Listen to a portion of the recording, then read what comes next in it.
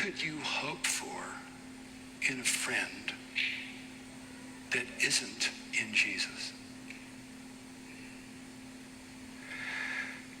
If you could change him, would you? If you want a friend who is formidable and scary smart because you don't want a loser for your friend, isn't Jesus impressive enough for you?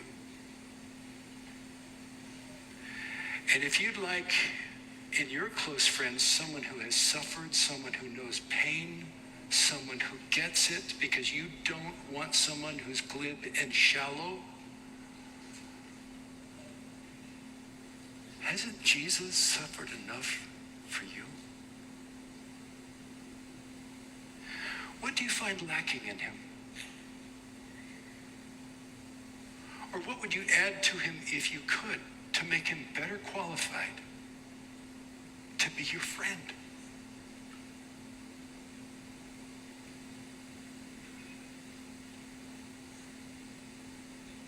What are you waiting for?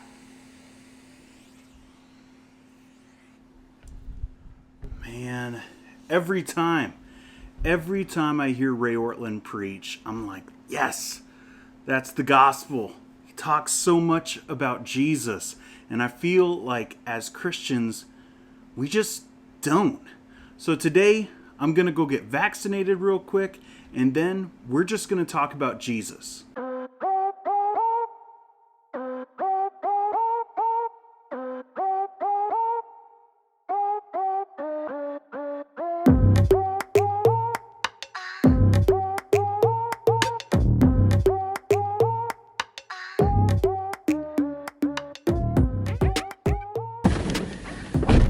Okay, that took a long time, but I got it. Very excited about this thing.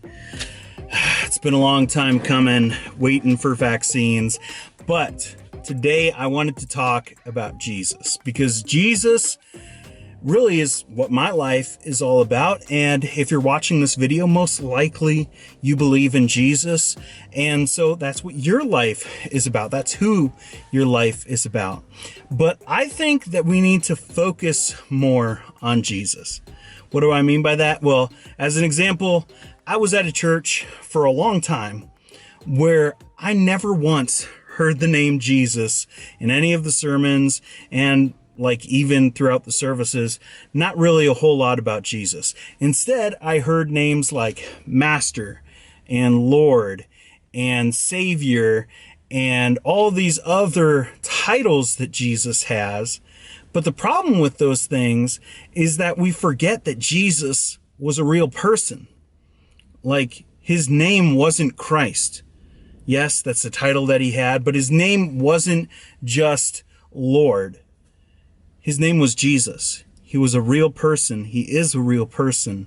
He has a personality. And we need to focus on that person and not just on the way that he affects us, right? That's what all those titles are. They're his relationship to who we are. But we need to focus on him because he is the object of our worship. He is what we put our whole lives. We center our whole lives around Jesus, not around Lord, not around Master, not around Savior. Yes, he is all those things, but we center our lives on Jesus. So we need to focus on Jesus, who he actually is. And I think that we need to follow Jesus more. But I'm going to go home and we'll talk about that some more.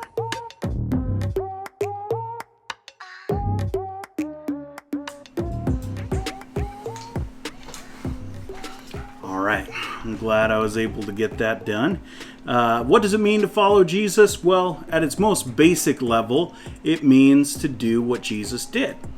You probably played Follow the Leader as a kid, and what that meant was there was somebody that everybody had to follow. They had to do what he did. They had to say what that person said. And a lot of us view discipleship in that way. But that's leaving out a huge aspect of what it means to actually follow Jesus. Because when we focus on that thing, about what Jesus said and what he did, we forget why he said things, the motivations he had for what he did. We focus so much on this thing that we forget about Jesus' actual heart, that he was humble, that he was kind, that he was generous, that he was loving, compassionate, merciful, that he was full of justice, and yeah, sometimes he was really filled with rage. And we forget really that Jesus, and we kind of make up this new Jesus that's made up of all the facts that we know about Jesus, and that's who we follow.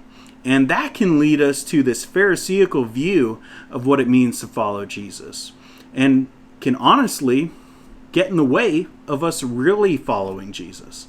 So I think that we need to get back into the New Testament, into the Gospels, looking at what Jesus said and did, yes, but why he said things and the motivations that he had, the desires that he had, the attitudes that he had, and let that shape who we are as human beings. Because that Jesus is super compelling. And that leads me to my third thing. And you might laugh, but I think we need to further Jesus more. Yeah, I looked at thesaurus.com because I'm a Baptist and wanted alliteration.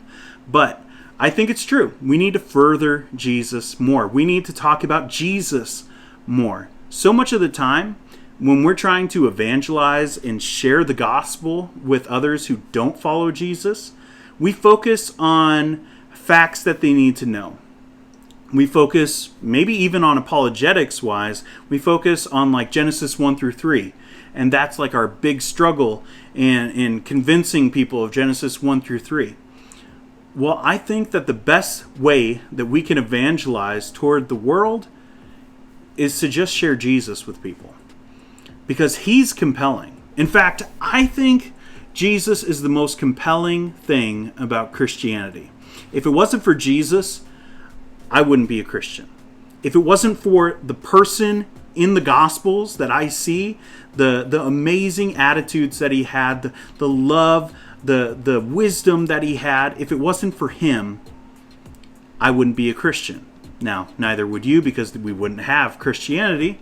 But I think when we take Jesus out of the conversation, we're focused on other things, well, it's like going into battle without our best weapon.